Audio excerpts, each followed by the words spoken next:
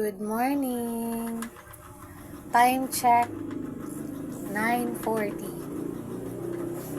Tanghali na naman kami nagising kasi dalawa lang kami. Ay, nako. Bread lang daw kami ngayong umaga. Mamaya na lang ako magluto para sa lunch. Kilos na tayo.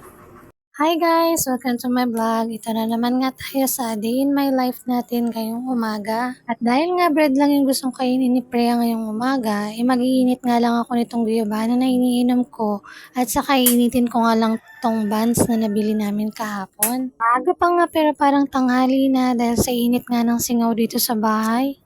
Kahit nga mapuno sa labas walang hangin na dumadaan.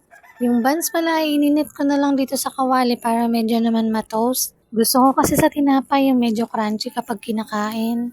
Habang pinapainit ko yan dyan sa kalan, hinagpunas muna ako dito ng lamesa dahil nga medyo maalikabok.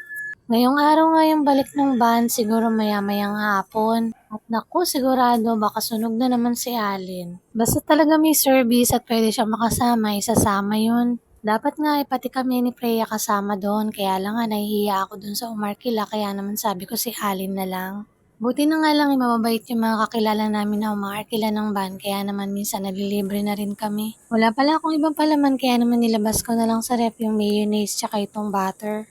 Okay na nga rin yung tinapay dyan, kaya naman nilagay ko na sa plato. Para nga makakain na rin kami ni Freya. Sabi ko nga sa kanya kung magtitimpla ba siya ng Milo at sabi niya oo nga daw. Hindi ko na rin dyan yung iniinom kong guyabano tapos kamupo na ako para makakain na kami ni Freya. Akala ko nga magpapalaman siya nitong butter or mayonnaise, yun pala sabi niya, isasawsaw lang daw niya sa Milo yung tinapay. Habang nag-aalmusal nga, nanonood pa yan dyan sa cellphone habang ako naman ay nagla-live dito sa kabilang cellphone ko. Habang nag-aalmusal nga, iniisip ko na kung ano lulutuin ko sa tanghalian dahil nga anong oras na rin magtatanghali na.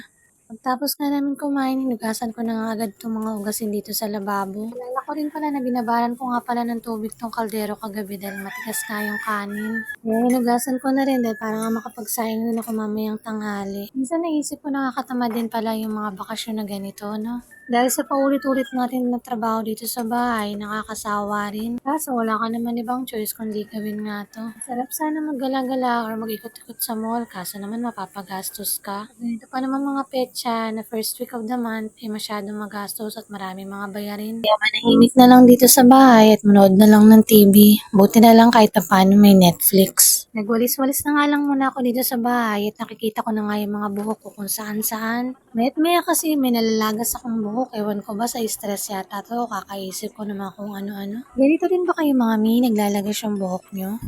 Comment nyo naman and share nyo kung paano yung gagawin para mapigilan yung paglalagas ng buhok. Yan nga, napasayaw na lang ako kakaisip kung ano bang lulutuin ko. At yun lang muna. See you on my next vlog. Salamat!